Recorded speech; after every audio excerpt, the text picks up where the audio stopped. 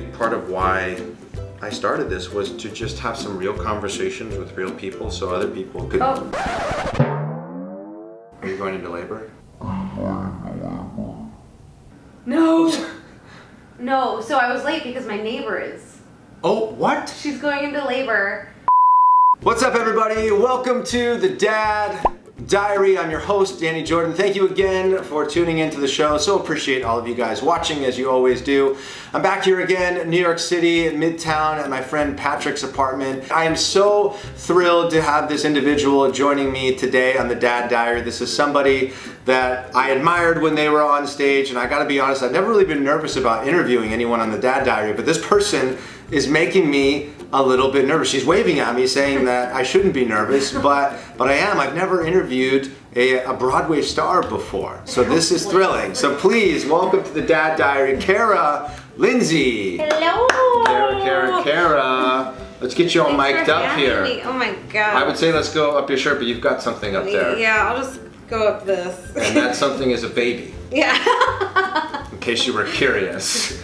She didn't stuff a watermelon down her shirt. But he's the size of one, so. So you are pregnant. I'm very pregnant. You know what's exciting? Not only are you the first female to come on the Dad Diary. I was gonna say that, but I didn't. I was like, maybe I'll put my foot in my mouth. No, you're 100% correct. First. You are the first, and you're the first pregnant person.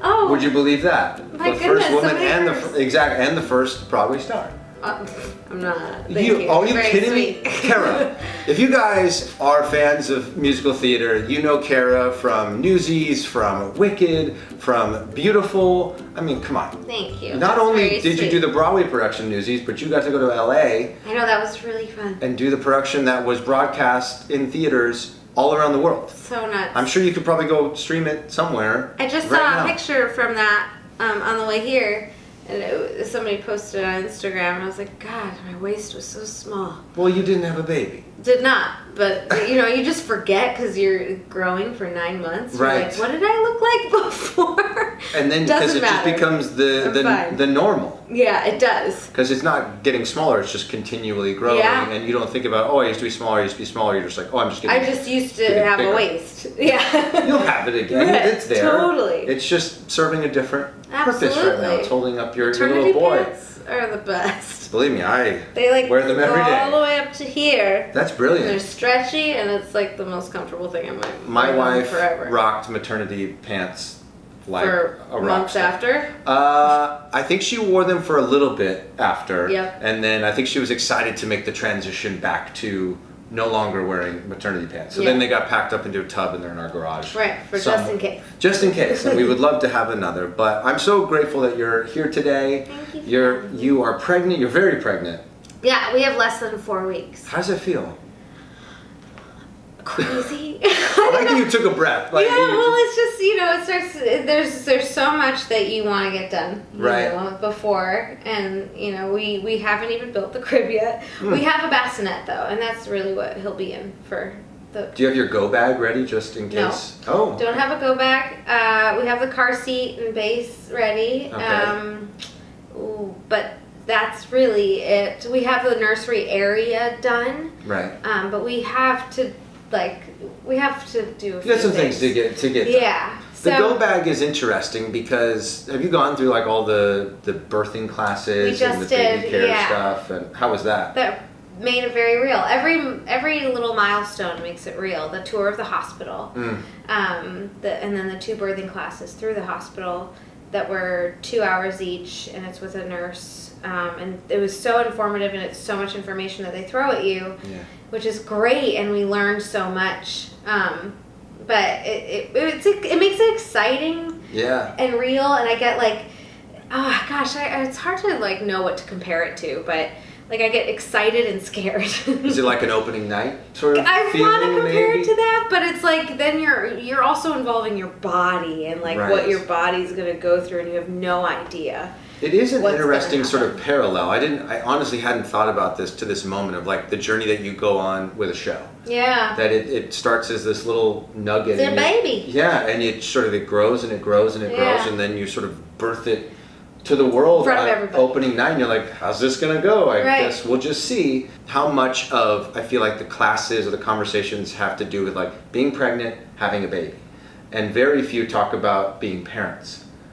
Yeah. It's like getting married. Like you prepare for your wedding day, but you're like, oh, what's it going to be like when we're married? Yeah. How are we going to be as husband and wife, and what's life going to be like? Yeah. Then, and it's interesting because you're like, oh, the baby comes, and now we're parents now, Yeah. and this child depends on us for everything. Yes. And it's beautiful, and it's incredible. I hear it's very challenging. Yes. Yeah. I mean, one of my good buddies just had his daughter recently. Well, his wife had his daughter. He was there watching. Right. He was part of it. Yeah, but he came on the Dad Diary shortly before she was born. And, you know, I had to be very blunt with him about a lot of things, about just like, dude, life is going to change, because he's an actor as well. And he's like, well, I think I'll still be in my shows and go to my auditions and run my theater company. I was like, you will. But you're going to need a moment. You're going to need a moment. Also, you're going to be a lot more tired when you go do those things. Yeah. But it's like, I don't know, it's beautiful. I think when you're a bit older and it's something that you've wanted for so long, it's like, you know, it's challenging, but you don't think about the challenge. You think about, you're more grateful, I think, because you've wanted this for so long. Yeah. And now it's here. Yeah. Because you and your husband, right, you guys you've been wanting to be a mom for... Forever. I mean, my whole life I've wanted this. It's just when's the right time, and right. Yeah, in this business it can be hard, and knowing there isn't a right time. That's what for any career that you're in. There's no right time. Yeah. And I grew up in Rochester, New York, and all of my friends from there have had their babies, and it's just things move later in New York City, or like in big cities where you're kind of like career focused more than any at first. Right.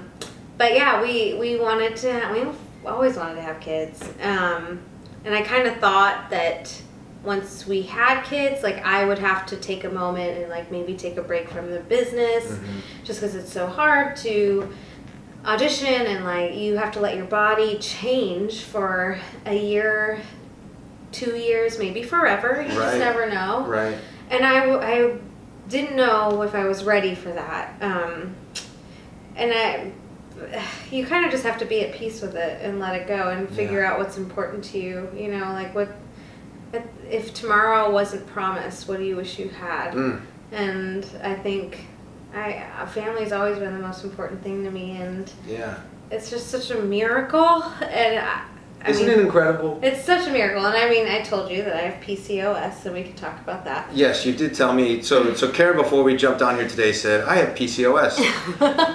I said, tell me more about it, because I don't know what that means. Yeah, a lot of women, there's 1 in 4 women that have PCOS. It's called polycystic ovarian syndrome. Okay. So just get ready. I'm about to get a little personal. Okay. But I'm buckling up. Basically, I went off of birth control because number one, I ran out, and then I was like, well, why am I on this? I'm 30. I'm like, I might as well figure out like what my body does on its own. And you can't get pregnant when you're on birth control. Right. It defeats the purpose. So I just stopped. And I didn't, I didn't get my period for a year. Oh, wow. And I kept thinking that we were pregnant, but we weren't. Right. I would take tests, and that we weren't. And I was like, what's happening? But I know also when women are on birth control for a long time and they go off of it, it will take a moment for your body to adjust to it. So you might not have a menstrual cycle for a long time. Okay. So I was thinking that was maybe what was happening. Right. And so I didn't do anything. And then I was talking to I have an older sister who's been amazing. I'm wearing her clothes. Aww. She has 2 kids. She saved all of her maternity clothes for me. So I was telling her about it, and she's like, I don't think that's normal. Like a year of not having, that's a long time. Right.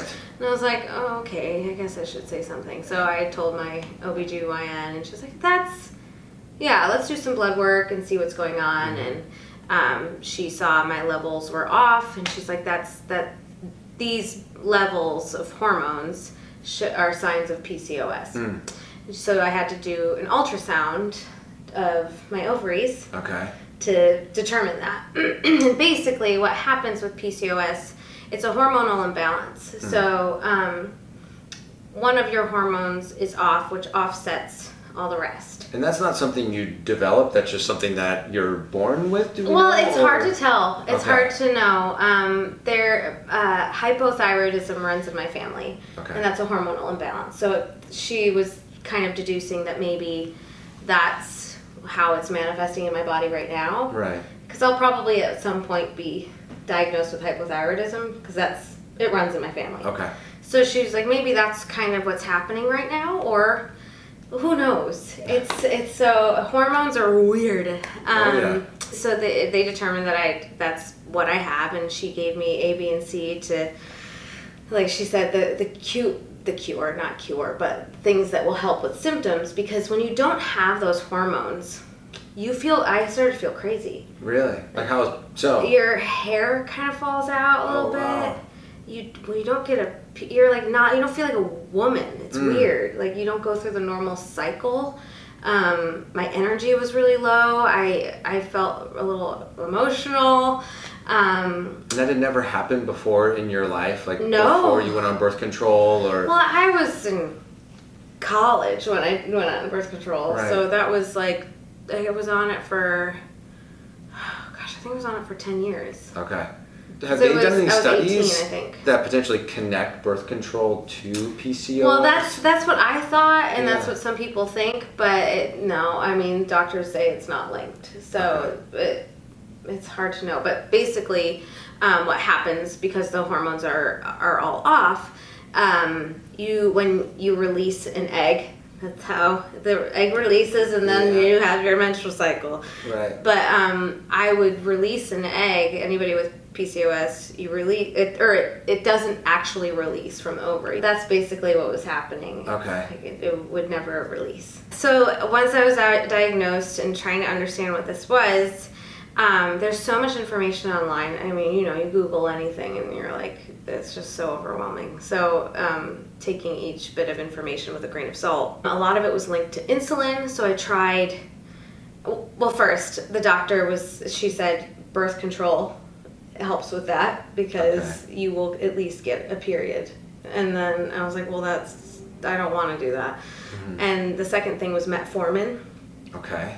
And that is prescribed to people with diabetes. Right, I was going to say, I think my dad takes that. Yeah, because, and I was like, I don't have diabetes, but they prescribe it to people that have PCOS because your insulin level is off.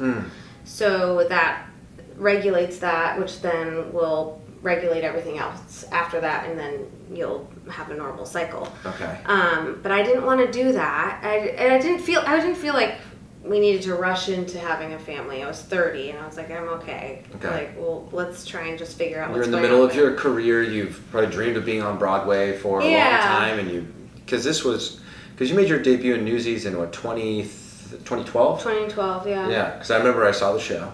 It was Easter Sunday. I saw you guys. Yeah, I sat like so far up in the balcony because I got them like through TKTS. But that was what, 7 years ago. So you're probably like right in the middle of going from like Newsies into Wicked. Yeah. And so you're 30 and you're like, do I really want to make this commitment right now and potentially impact this upward trajectory I'm on in my career? So I'm sure you had a lot going on in your mind at that time. Yeah. So what did you do? I wanted to just like take a moment and figure out what was going on with my body, not rush into it. I wasn't like 40 and wanting to make this happen right this moment. So I wasn't going to put something in my body that I didn't necessarily need, maybe. Right. And there's this whole diet you can do where you cut out all sugar because that helps with insulin. I was going to say levels. Insulin, yeah. Yeah, and I tried that, and it was so hard. That particular diet was very difficult, but nothing really was helping. So I kind of continued that and just watched sugar. And then I also found this supplement called inositol. Okay. And that is supposed to help with, it's a natural I was going to say it's like all natural. Yeah. Okay. That people with PCOS have taken, and supposedly it's helped. You never know. You throw all these things in the air and you're like, something worked. Okay. But don't know which one. Yes, so it worked, and I stopped taking inositol, and it was still working. Mm-hmm. So I think it was just my body trying to acclimate. Like, it just took a long time. It took its time, and it took its time, but even once I had a cycle, like, it was still, I think it wasn't regular. So that's another symptom of PCOS. And that's the thing when you're trying to have a baby. There's like a small window of time, and I never knew when that window. Were you using apps and tracking with the sticks and all that stuff? Sort of. Yeah, that's how I figured. Another friend of mine had all these like ovulation sticks. Yeah, my wife was using those too. Yeah, and so I was using those to figure out if the PCOS was going away, or if I was like. Oh, that's so interesting.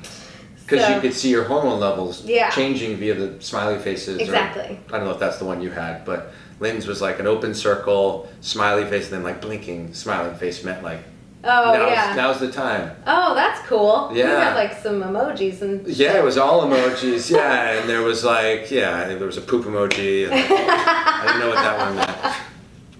Probably just poop. Yeah, exactly. Like, you put the wrong thing on the stick.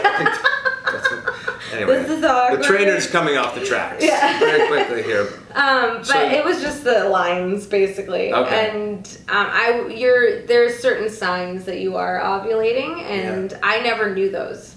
I never thought about it as a teenager. Like, why would I think about that? No. And then when I went on birth control, you don't really. So I don't know. I think every birth control. Said she would get like.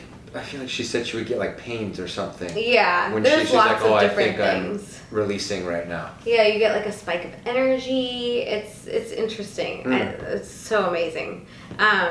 So I thought that was happening. Yeah. And then I took that test, and I was like, oh my God, I actually am. That's like awesome. After a year or whatever. But you weren't trying to actively get pregnant at that time anyway, right? No, not then. Okay. And so we kind of left it up to fate for the most part, because I never really knew when I was ovulating. I mean, I could assume from the app a little bit, but it would be a few days off maybe, or a day. Right. And that means a lot. But you were releasing eggs, like they weren't collecting in little, Right. So the possibility was much greater. Right. Yeah. And so when did you, so you guys weren't trying to stop it from happening, but did you get to a point where you're like, okay, now we really want to actively try to make this happen? We decided that, once I found out I had this, I was like, why am I on birth control? Why would we try to stop this from happening? Because if it's going to, and that was another thing that my doctor said, is that anybody with PCOS, it just makes things a little bit more difficult. So you may have to do some fertility things. You might have to do IVF at some point. Right. And just know that. And I was like, why would I go back on birth control? Why would I? So we were like, let's just leave it up to fate. Yeah. and here you are. Yeah. My water could break right now. And you know what the good news about that is? I've been through all the classes. Great. I do recommend having a bag. Nothing like crazy, full of tons of stuff. Just make sure your phone chargers, your toothbrush, and we have a checklist clothes, for the bag, and we need to do that. All I have so far is his outfit. Of course. Well, I'm like, what is he going to wear? Oh, Lynn was all about that. But then she was, so Emerson, they were projecting she'd be like 7 pounds 8 when she was born. She was 5 pounds 6. So the outfit was like 5 pounds. She was so tiny. Aww. She was 5 pounds 1 when we left, because they lose weight. Yeah, and so she was so tiny. So like the outfit that like Lynn brought, like she was just like swimming in it. But it was cute, Aww. And now that's so small. Because I remember when we first brought her home. We're sort of going off topic here, but I love that about this show. Is like, I can remember bringing her home and looking at all the clothes, because Lynn had like organized her entire closet with like little markers of like, this is 0 to 3 and this is 3 to 6. I did do that. And they're just like on the little thing. So it was probably more for me than anybody else. So like I didn't go to the closet and like grab something that's 5 times too large. 0 to 3, 3 to 6, 6 to 9. Yeah, and then she's got backup stuff in the garage that's all organized too. But I remember like pulling out like an outfit that was like a 6-month outfit, and I was like, she'll never be this big. She'll never be able to fit this in her entire life. And now she's too big for those things. And that's crazy. It's like, I get emotional. It's weird. Like when little jammies that I loved putting her in at night, that they're too like tight for her now. I'm like, oh my gosh, there's no way to ignore that you've gotten bigger. Yeah. She weighs more than 3 times what she weighed when we brought her home. Aww. But it's How awesome. old is she now? She just turned 1. Oh my god. We just had her first birthday party. And I cried, singing happy birthday. My wife lost it. But these are the things you don't think about. Yeah. Like when we took her to Disneyland recently, because I was like very anti, we're not going to take her to Disneyland until she's like 3 where she can remember it, but every year we go for my wife's birthday. Aww. And so Lynn's like, I'm not going without Emerson. I said, you're totally right. Like, we're going to take Emerson. Yeah. And it was a totally different Disney experience, but at the end of the day, we met Mickey. And we're waiting in line, and I'm like, there he is. We're like so close to meeting him. This is going to be so much fun. I'm like, this is cool. And then we get to the front of the line, and Mickey turns around and looks at Emerson. And Emerson gets the biggest smile on her face and giggling. And all of a sudden, tears just started like exploding out of my eyes. And I was like, why am I crying over my daughter meeting Mickey Mouse for the first time? But it's like, because she was so mesmerized. She was so it was happy. a magical experience. And for watching her. like Mickey play peekaboo with her, and she just kept laughing over and over again. And Did you get that on video? Yeah, if you look at the photos of us sitting with Mickey, my eyes are bright red. Oh. And I've like got this big smile on my face, but they're so bloodshot because I was crying. Oh my gosh, so they're hard. like, I think Daddy's high. Yeah, something's wrong with you. We're going to take the child. You should not have a child. But the same thing happened with Happy Birthday. Oh. Is also, I was like, happy, like, and I just started mouthing the words because it's like, you think about the journey. You know that this was never a guarantee. And it's, and it's here. Yeah. And it's real. And it didn't just happen, but you've had a year with this child and every moment because you didn't know if you'd even get one of these moments. So yeah, everything just changes and everything's different and it's beautiful and you're about to experience that. And your road here, you know, you wrote this essay recently for Backstage magazine that I loved that you wrote it. I loved that they published it. I love that it was so personal. I have to give a shout out to my friend Allison Arns. Okay. Because she was the one that set this up. I read it when you first shared it online, and I was so thankful that you were so candid about it because you know I guess I was candid. But maybe I was just feeling what you were saying through it, and I was thinking about, you know, because I've met so many people in the Broadway community and so many women who I've talked to about just personal life, you know, getting to know their stories and how do you balance this dream that's become a reality for you that's so hard to attain, making it on Broadway with another huge dream that you have of starting a family, of becoming a mother. And I feel like so many people push it off for so long because they know how hard it was to make this Broadway dream and become a reality, and there's this fear, right, that whether, and I don't think it's just you, like you sort of have talked about that a bit of like, was this just me? Did I establish this fear within myself? But I don't think it's just you. I think and I don't think it's just women in the Broadway community. So I'd love to chat with you about like how you've navigated that, because I think it's a bigger conversation around becoming parents. And it's stupid that for some reason men can just become dads and like, oh, you can still dream and be successful and you can still go out and do whatever you want. Yeah. But so many women have this fear that like, wait, if I become a mom, does the rest of my life just end and this is what I'm known as forever? And I hate that. I hate it too. That's what I thought. I was like, okay, so once we have a kid, I'm gonna have to find a new career.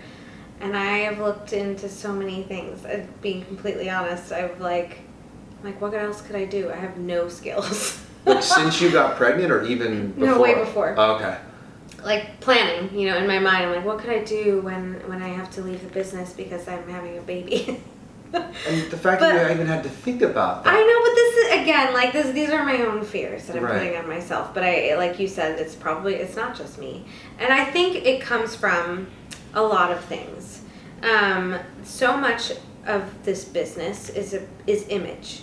It's about how you look, and I'm not a model, and nothing I've ever played I'd had to be a model, but you have to be somewhat fit, and you have to look young and look fresh and whatever. Right. So I was afraid that, I'm letting my body change for a couple years, and that what roles would I be right for in that time? And there aren't a lot, but there are others. But I think about it, like I was chatting with my buddy Adam, who became the dad, and he was like, I'm just scared. And I said, well, couldn't this be like you as an actor? This is giving you something new to use. Yeah. As a performer, like obviously you're not going to immediately go into mom roles, I don't think, because you are still so young and look so young and you are so vibrant. I think the roles that you've done and been so successful in, you're still going to be one of those people in those roles. But when that time comes, that you play a mother in a show, or like a show like Waitress, this woman who goes on this journey of not wanting to become a mom and then does and has to tap into that emotion. Like I think about you, the layers to your performances that you'll be able to bring out, that if I was the producer of the show or the director, I'd be like, I would want someone like Kara. Aww. Because she's going to be able to connect with that emotion. Because think of all the people that are in the audience that have been on a similar journey, that know what that feels like. They're going to know what the real portrayal of that looks like and feels like. Yeah. Well, it's interesting. I sang The Story Goes On from Baby for my audition for Newsies. I used to sing that song all the time. I do sing that song all the time. And I sang it recently. And singing it now, there's just such an understanding that I didn't have, obviously. Right. So yes, I totally agree with that. And it's just like a change. Right. And that's normal. It's going to happen regardless. What I think I had to realize is that change is going to happen regardless of whether I get pregnant or not, whether I'm going to be a mom or not. And so it's also the time you take off and not feeling like you have to jump right back into auditioning and being present in the business, and they don't forget you, you know, like everything's so, even I feel like every year it gets more and more of this way, is that everything's immediate. Right. So like, oh, Kara hasn't been around for like a year, so I don't know if she's capable of doing this, I don't think she's right for this. I don't know. That's But nobody can take away everything you've done. Right, of course. And these are truly, none of this is valid. It's just fear. It's your journey. It's fear, and it's not, it doesn't make any sense. But it's human. I mean, our feelings are valid, but it's not actually true.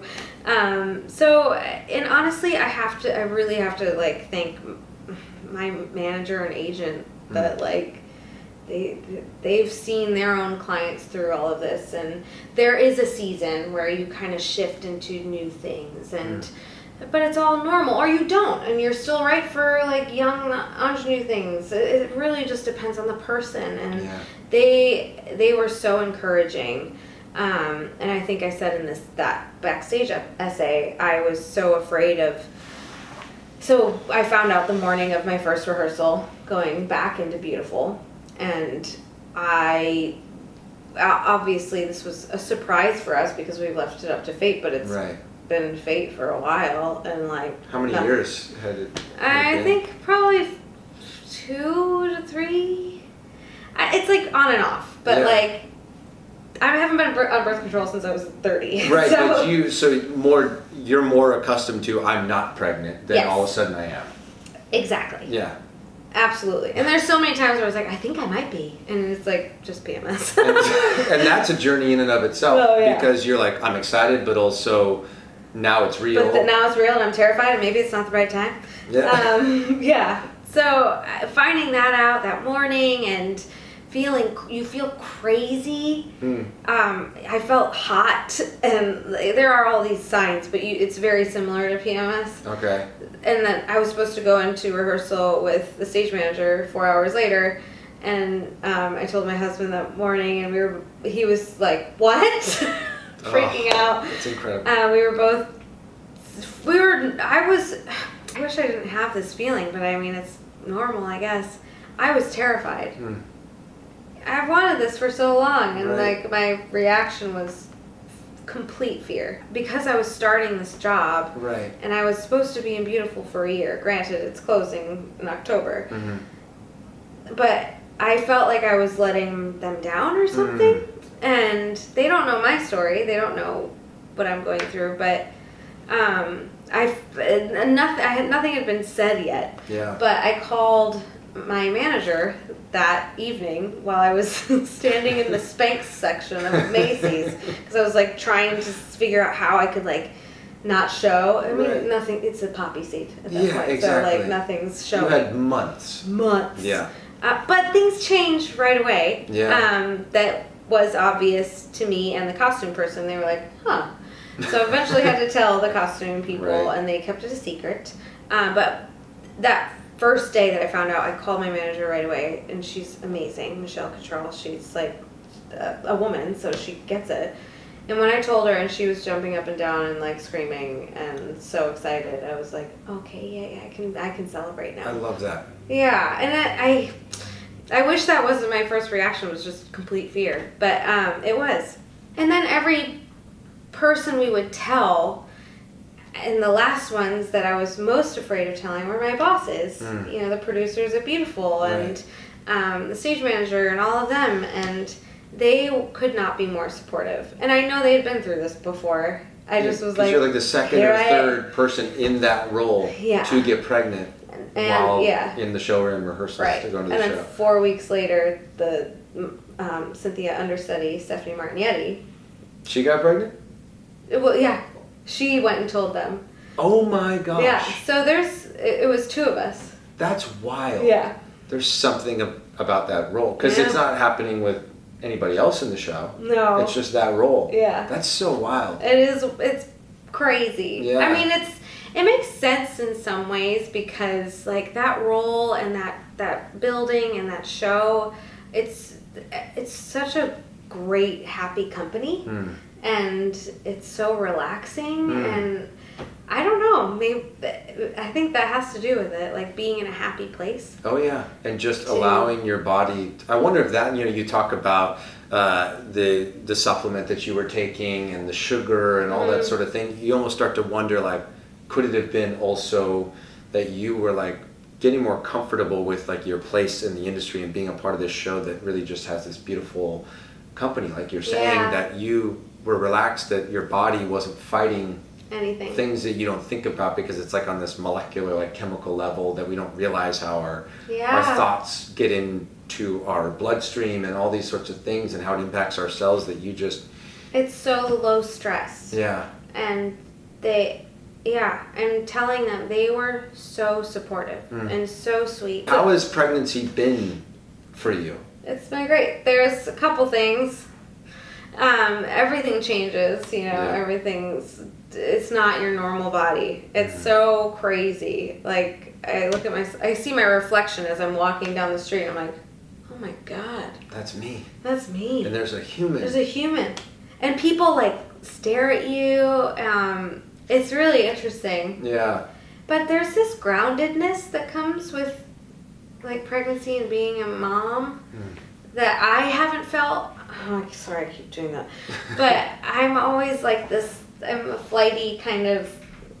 You're young. fun. I have a young energy in general. That's just how I've always been, and I'll always have that. But there's something that's so grounding about all this. I mean, you're literally heavier, so you are in the ground. You're pushing harder. Harder to lift you up. Right. Gravity's feeling you a little bit more. Right now. You shared something in that essay that I just was so incredible. That the first time you felt the flutter. Oh my God. While you were on stage. Oh, I'm gonna be chills. You're making me cry. Isn't that like, I love the timing of all of it. Just seems so perfect. The fact that when your son is here, that you'll be able to tell him that story.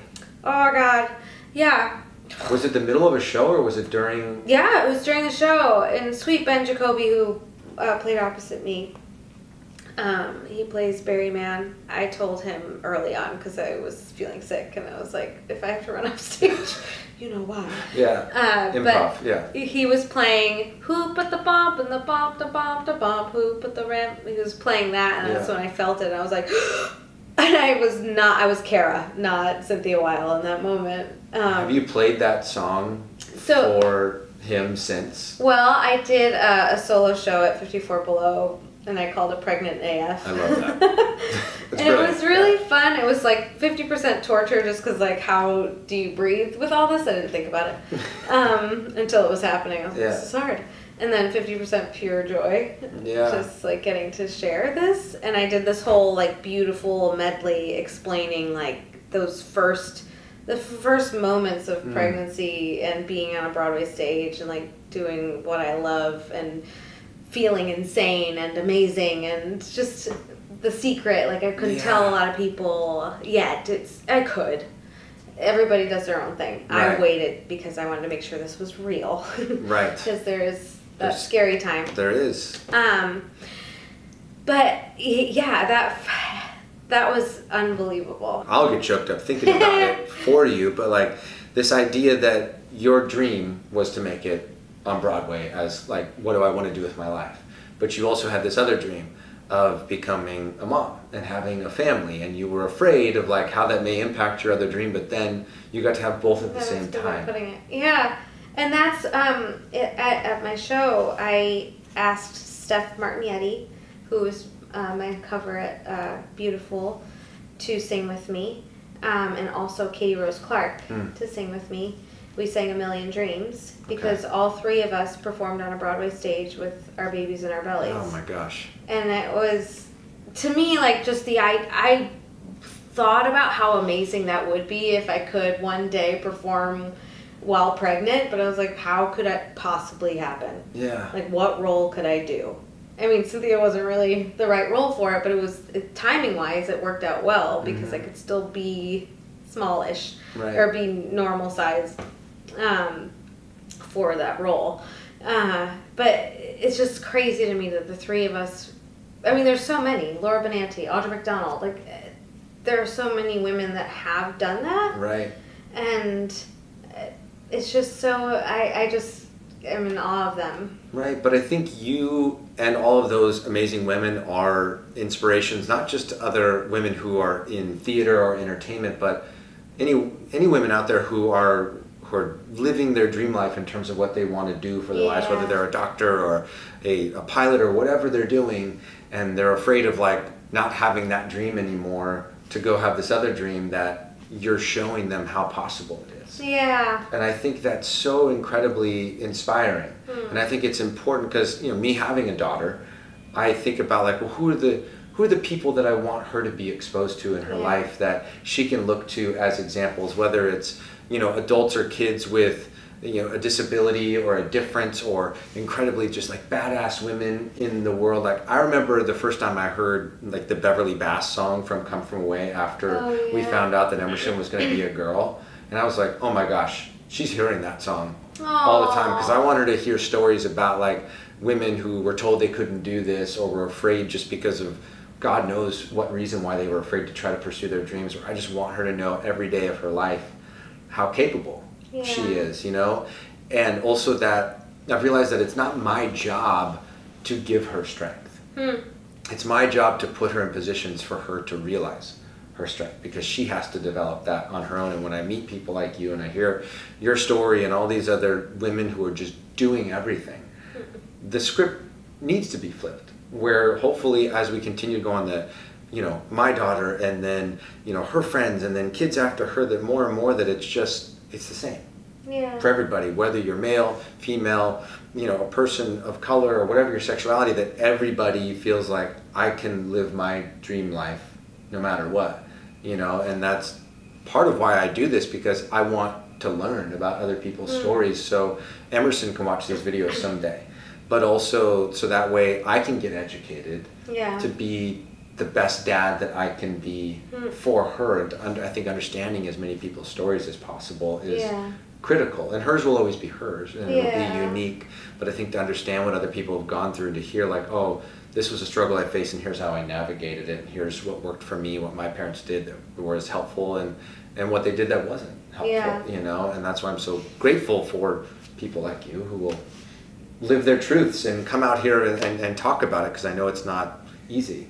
to chat about, and I appreciate it. I know you're very busy. You actually have to go to OBGYN appointment. An OBGYN appointment, yeah. And we get to see him. Yeah. Oh, and I think we're definitely over time. That's okay. Right now. That's okay. So I want to let you go because I want to let you get there because I know how exciting it is to see them. And anyway, I want to say thank you for your time and being so candid and sharing your story. I appreciate it. Of course, I hope it helps. No, and I can't wait to see photos of your little man when he comes bopping into the world, and just so happy for you. Congratulations. And we do wrap up the show every time with like the same sign off every time. What's that? So we do peace and love. Like peace and love. We sort of like look through the heart. Okay. So I always go, thank you so much for joining us, everybody. You know how we do it every time on the Dad Diary with peace and love. Have an incredible day, guys. Thank you. Thank you. Of course. Thank you. That was awesome. You'll edit that down. It's so interesting because I think when you do interviews, the person who's being interviewed and the person interviewing are probably wondering the same thing a lot. Like, is this going where we want this to go? Well, I also don't know. I'm like, how much should I say about a period? Like, Tons. No, I appreciate and like that. ovulation gets a little like specific. So